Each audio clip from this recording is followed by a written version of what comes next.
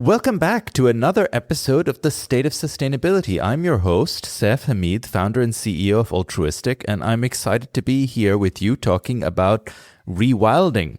I find that the sustainability community can be divided into two groups.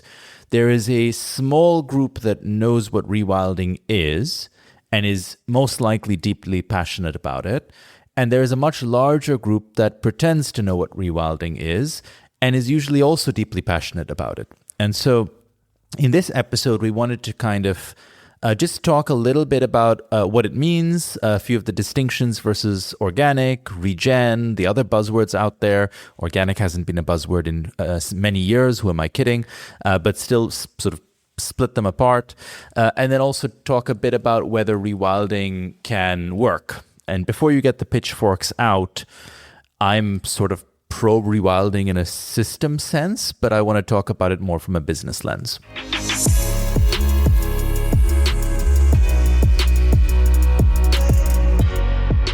Just to get us started, let's kind of draw the lines, dig the trenches around, no pun intended, around organic and regen and rewilding.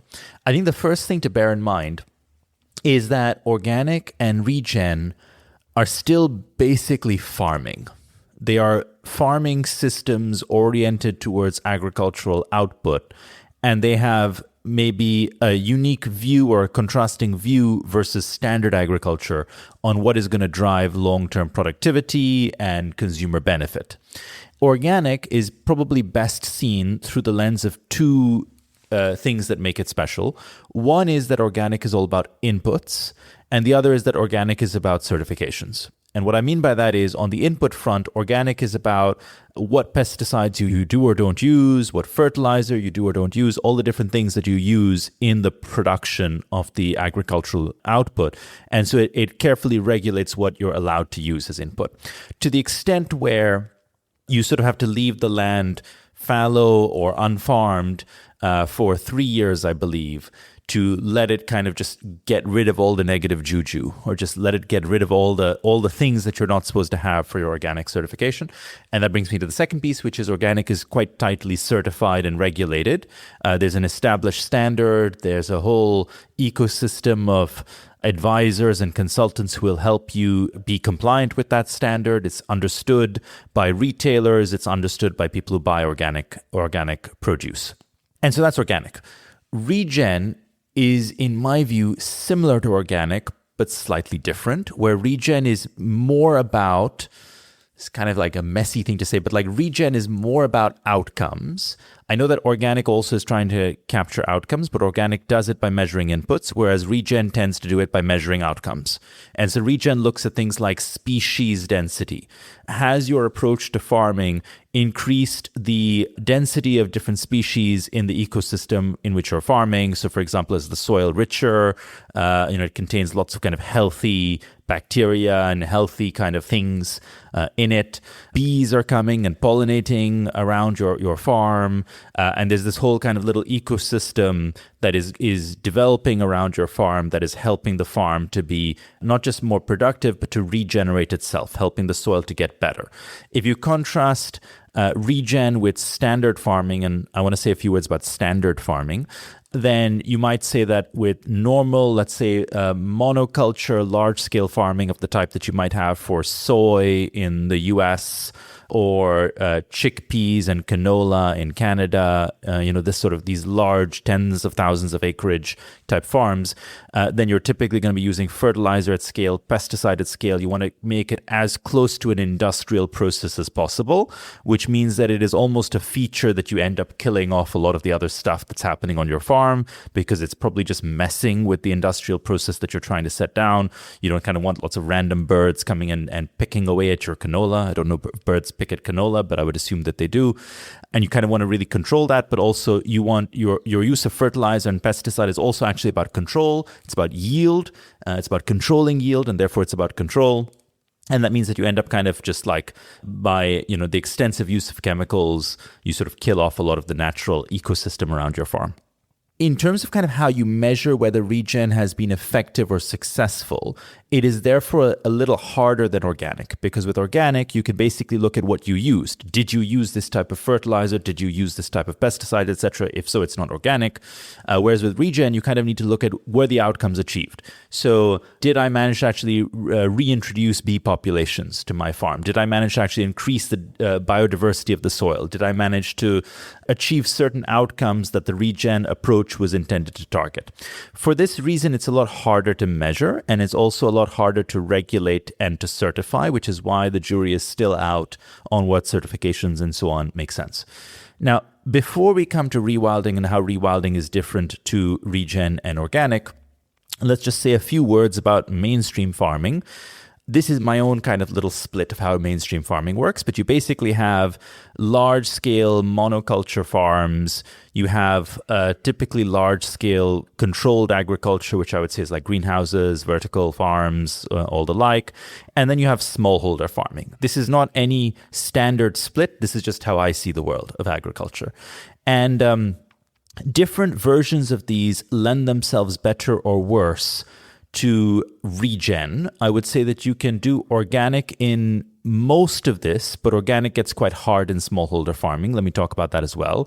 Now, most of the value tends to flow to the first two types, to large-scale monoculture farms or to large-scale controlled agriculture, which means, unfortunately, most of the value ends up going to the global north rather than the global south. I don't have facts behind this. I did once, but I've forgotten them. But I have strong opinions behind this, which is probably the worst combination of things, right? No facts and strong opinions. Anyway, if you look at, let's say, some of the main crops that make the world go round, you get things like soy and wheat and so on. And one of the reasons that the U.S. and Canada and Australia, let's take those three, for instance, are such amazingly productive growers of these sorts of crops. There's like a bunch of reasons. One of them is that they are really blessed with large contiguous field or acreage. And what I mean by that is, if I want to go and buy or rent 10,000 acres of farmland in Pakistan, it is not possible. I could literally spend the better part of 50 years. And unless I was going to say unless I bribed someone, but I don't think even that would do it. I would have to literally take a small armed, like a small militia and start kicking people off farmland because it's just so split up across like 2-acre bits and 5-acre bits and 6-acre bits. And it is like that across India and Bangladesh and, most of the global south, frankly. You have these little tenanted farms on a few acres or more. Or even less. Whereas in the US and Canada and Australia, I'm just picking these three examples for good reason, I believe, you can actually go out and get 10,000 acres of agricultural land. And it will be reasonably well connected. It will be reasonably well irrigated and well serviced. It'll be actually agricultural land that is sort of specialized for that.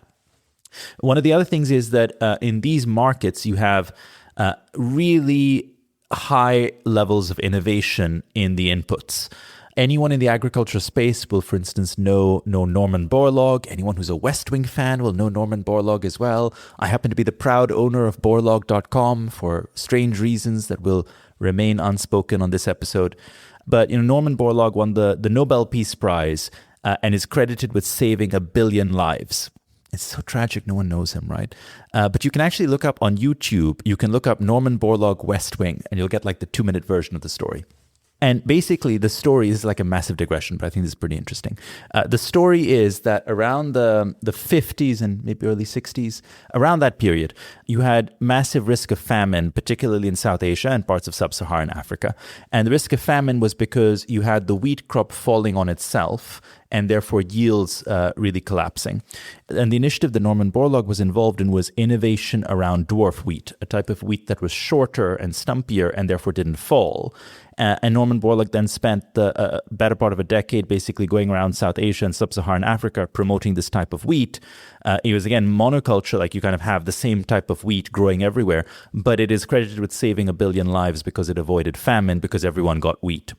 One of the best, I think, dividing lines or just, like, let's say, like friction points between whether monoculture is good and whether actually you need more kind of, regen or rewilding. We'll come back to rewilding. I know I'm massively digressing, but actually you could kind of point to these billion lives that were saved by really bog standard kind of Monsanto style agricultural innovation, coming up with a new variety of genetically modified wheat, but ended up saving a billion lives from famine.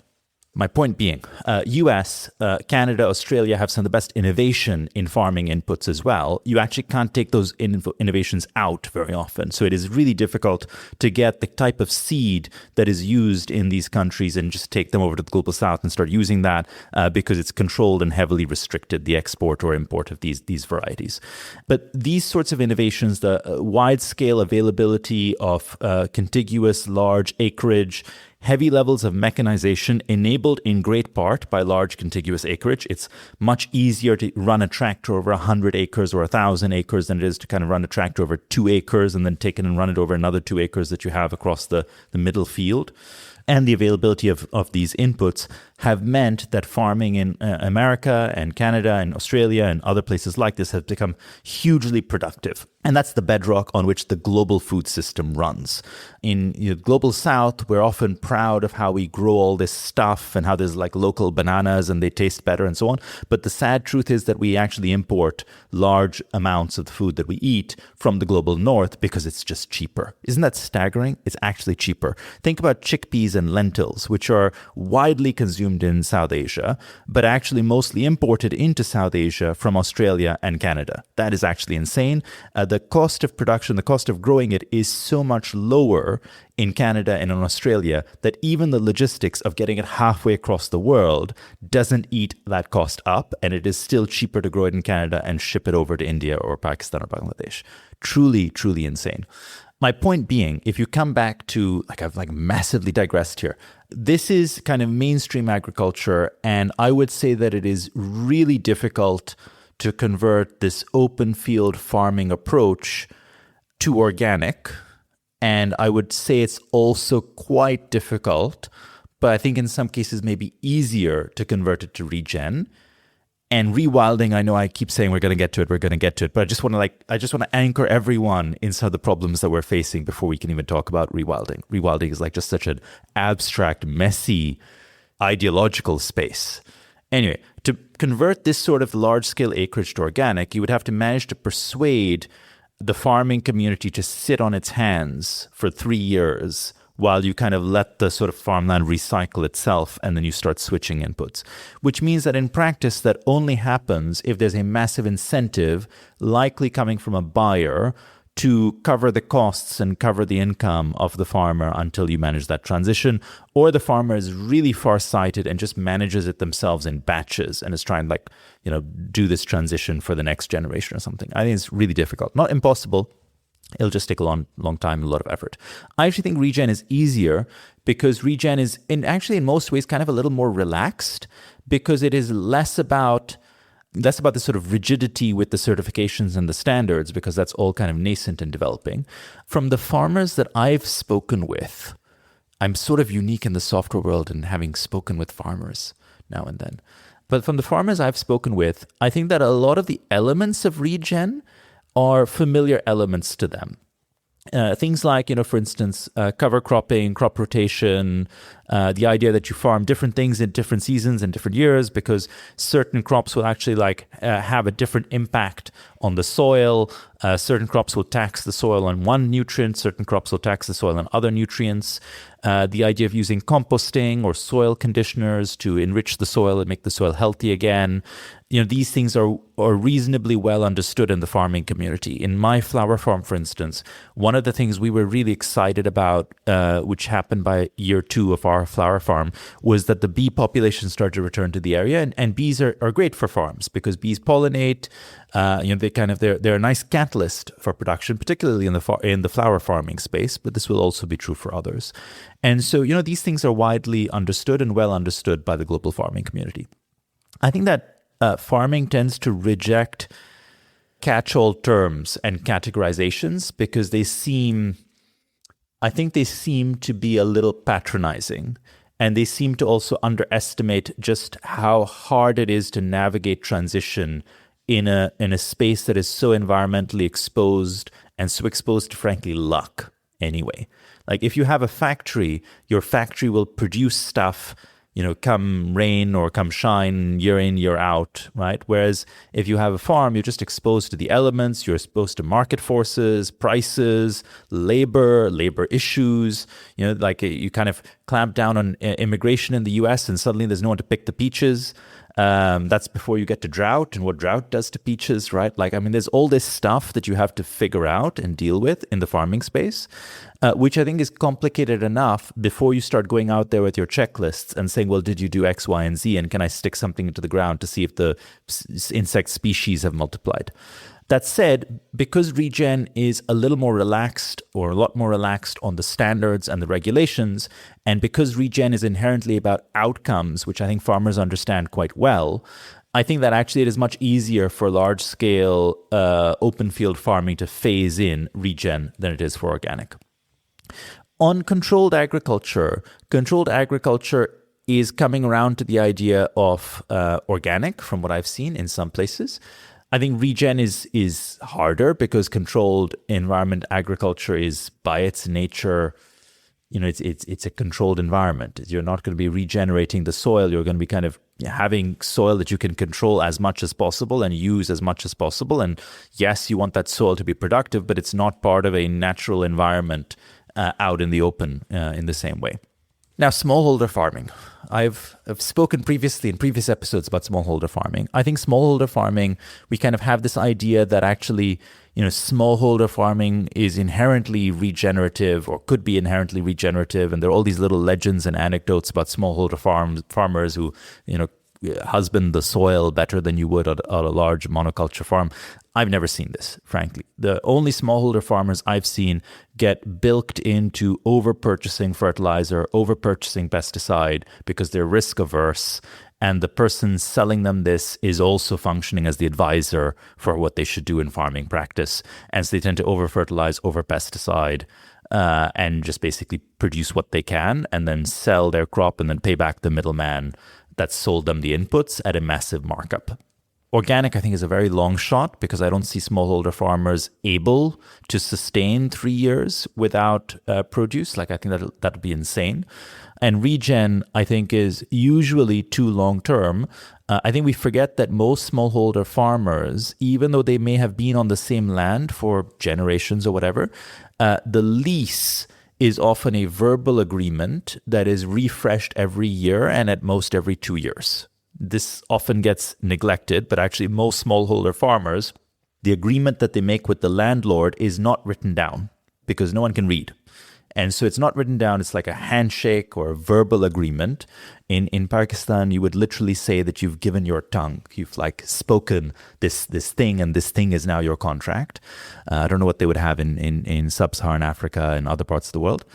And the only way that you hedge against inflation and rent rises is that you make short-term deals. Basically, this is a 1-year deal or a 2-year deal, and obviously the default is I'm going to roll it every year or every 2 years, and maybe the price is higher in 1 year or 2 years or whatever, but it's a short-term agreement.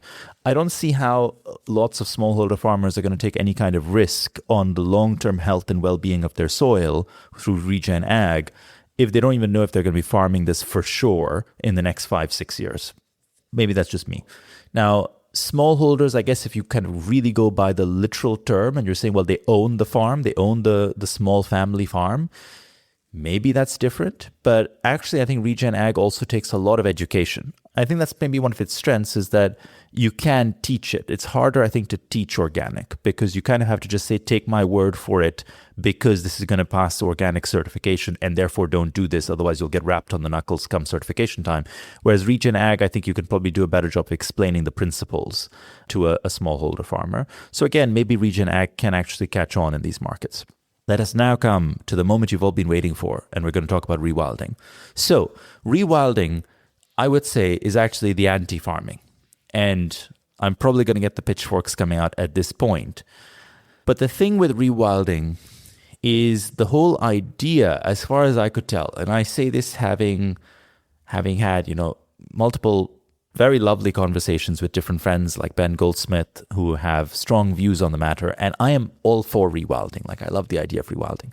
But from a farming perspective, it is literally we are going to surrender the farmland to Mother Nature. As far as I can tell, any farming boost is incidental to the ideology. Like the concept is where we are going to take a portion of, you have kind of, let's say, different ranges. One is we're going to take like a whole area, a whole place, basically, and we're going to return it to Mother Nature and rewild it. The other is, hey, on every farm, we're going to take little bits of the farm and we're going to rewild those little bits. We're not going to rewild the whole farm, don't worry, but we're going to rewild little bits.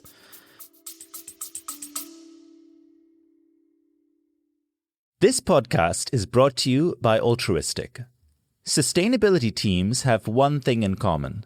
They all have messy data sitting in silos across the business. This means 60% or more of their time is spent getting data into shape and not making sense of that data or using it to drive action. Altruistic's AI-based tools can help. Meet Evie, your in-house, always-on-call sustainability assistant. Evie works alongside you and your teams to clean up and transform your enterprise data into usable emissions calculations. Even better, Evie helps you interrogate this data, working like the junior analyst you wish you had. AI alone won't solve all your problems, but data transformation is one you can cross off your list. Visit altruistic.com to find out more. That's altruistic with a Q. And that's also basically taking away land from agriculture and giving it back to Mother Nature. Now, I'm a proponent of Mother Nature. I grew up watching Captain Planet. I don't know if anyone else, like these days, grew up watching Captain Planet. By your powers combined, I am Captain Planet. Captain Planet, he's our hero. Gonna take pollution down to zero. He's our powers magnified, and he's fighting on the planet side. Captain Planet was big in Pakistan in the 90s, believe it or not. The jingle is still stuck in my head. So I'm all for giving land back to Mother Nature, but I just don't see how you can continue to make it productive for agriculture. Now, in rewilding, I came across these sort of three C's, which I thought were quite cool. Core, corridor, and carnivore. I really liked this. I think it's a great way to understand rewilding. And so core is basically, you want to create these core areas where rewilding can happen. This is where you're, let's say, trying to bring back the peatland or the forest or whatever it might be. This is like the place where all the magic happens. Corridor is actually really interesting. And I found that I just didn't think about corridors, which is, you want the different species, you want the actual animals and creatures and so on to be able to move from one natural place to another natural place safely. A great example of this is, let's say that you have like a nature reserve and you have a road going through the middle. You want, whatever it might be, beavers or squirrels or bison or I don't know, it's probably like a more sensible choice of animal, but you want it to be able to move easily from one part of the nature reserve over to the other without having to wait and cross the road in the middle of traffic. And so there was actually like a big hullabaloo here in the UK about this some years ago because planning permissions were required to create, I think it was like a squirrel highway or something, or a squirrel tunnel or something similar. And I've kind of forgotten what the species was. But anyway, the idea is you want to create a corridor that allows the species or the animal or the creature to go from one side to the other. And so that's how you would connect up, because you would ideally have across the country all these cores connected up to each other so that you can really create as close to a natural ecosystem uninterrupted by human civilization as possible. And I think this is fantastic, by the way. Carnivore, the logic is that you need this environment to exist in equilibrium, and therefore you need carnivores at different stages of the pyramid and the way that you have apex predators. And so you kind of have this ecosystem existing in equilibrium. There's another piece that I like, and I don't know if I've missed it within core, corridor, or carnivore, but I also find the idea of like anchor species within this framework quite interesting. And anchor species is a species that in itself unlocks many other species and much more wildlife-oriented activity happening. So a good example being beavers. Beavers create these dams. These dams then act as breeding areas for other species. You have rhinos, and there's I guess other stuff living on the rhino's back and so on, and you have different anchor species. I try to explain this to someone as an anchor tenant in a mall, where if you're setting up a mall, you want to have an IKEA in the mall, and then all the other shops will come because you have an IKEA. And it's a little the same. Somehow no one gets my mall examples in my business, but hopefully you do. And so this is rewilding. And in the UK, rewilding has recently gotten a big boost because the British government was, I think, super progressive environmentally by creating an incentive scheme for rewilding.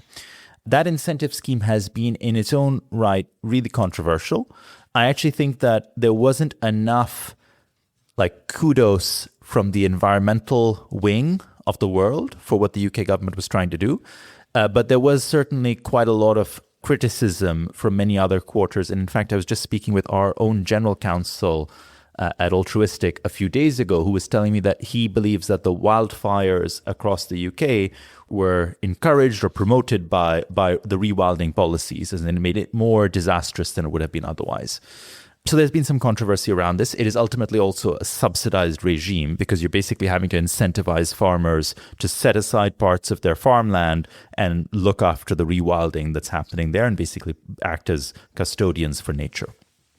So we have wandered a meandering, hopefully somewhat scenic path through organic, regen, and rewilding. And now let's come to the brass tacks, which is what of this is likely to actually happen and scale? Now, these are my own views, not the views of any business or other entity than myself. But I think that rewilding is going to be successful in either of two things, I think, that can help make rewilding successful at scale or at moderate scale. One is subsidy. I think that if there is a system, and by system I mean, let's say, a state or a country or some sort of regulatory body that is happy to put forward the money to subsidize rewilding at a meaningful scale, then I think you could get rewilding across a system. And the UK is a great example of that.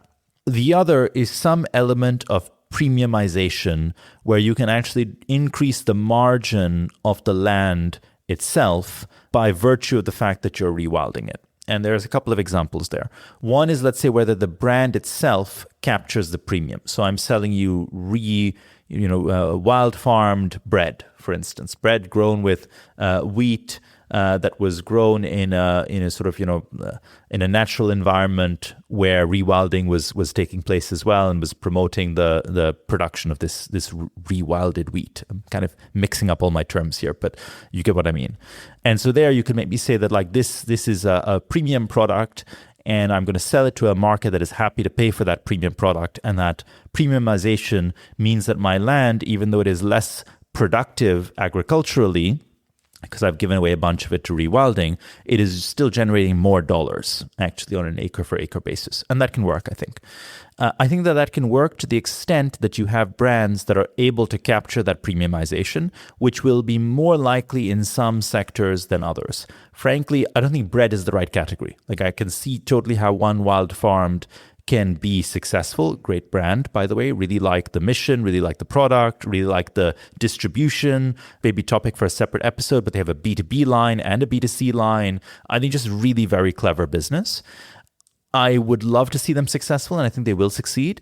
I don't see how they take over meaningful percentages of the global bread market. I don't see how they get beyond 1%. I don't see how they get to 1% of the global bread market, or 0.1% of the global bread market. This is going to be a niche thing.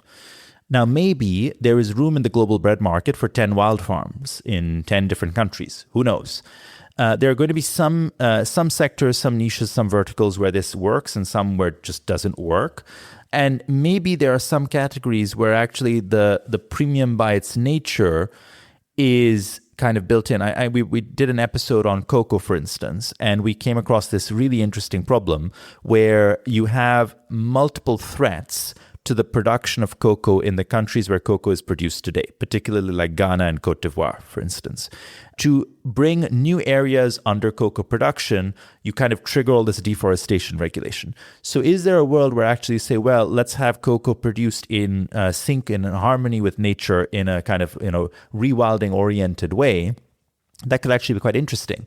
And maybe because cocoa will become increasingly a premium product as more and more of the mass market brands start to use cocoa alternatives or dilute the amount of cocoa being used, maybe actually that does work at a larger scale and you can get double-digit percentage points of the cocoa market being produced in this way.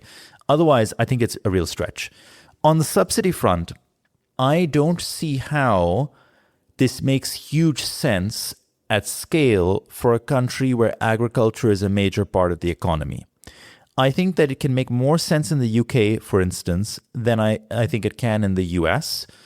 Canada would be an interesting example to look at. But I think the reason it makes more sense in the UK is because the UK's agriculture is frankly reality TV.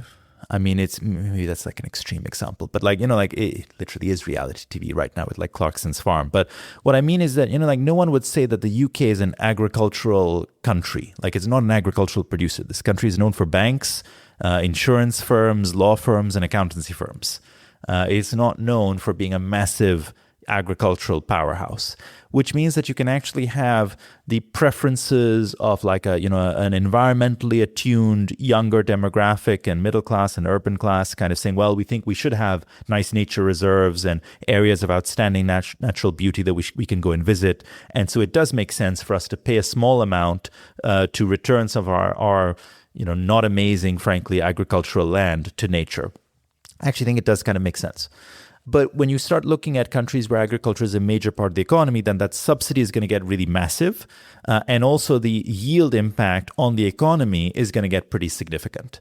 You could see a world where actually, in a place like the UK, tourism, premiumization, a few other things can actually maybe start to chip into the bill for rewilding. But I think that's much harder to justify in a place like the US or even Australia for that matter, or Canada. So I think rewilding is going to have a lot of headwinds. I am more bullish significantly on regen because I think that actually large-scale monoculture farming is not incredibly old. I think I kind of don't have like an exact date, but if you look at mainstream large-scale monoculture farming, from what I can tell, it really started to get its heyday over the last 70, 80 years.